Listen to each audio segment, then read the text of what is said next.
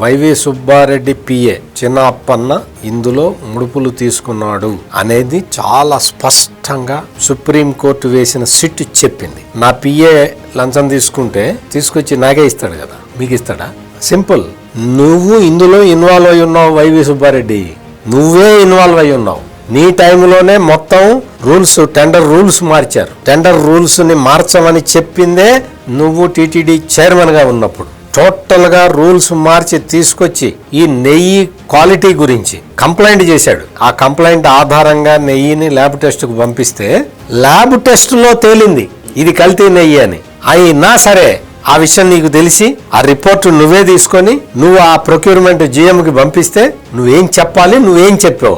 నెయ్యిలో కల్తీ జరిగిందని ల్యాబ్ రిపోర్ట్ వచ్చింది, దీన్ని ఆపేయండి అని చెప్పాలి. నువ్వేం చెప్పావు? ఆ బోలేబాబా డైరీని వాళ్ళందరినీ పిలిచి ఒకసారి పిఎని కలవండి అని చెప్పావు. కలిశారు, డీల్ సెట్ అయింది, అదే నెయ్యి సరఫరా చేశారు. ఇది మొత్తం వైవి సుబ్బారెడ్డి చేసిన పన్నిన కుట్ర.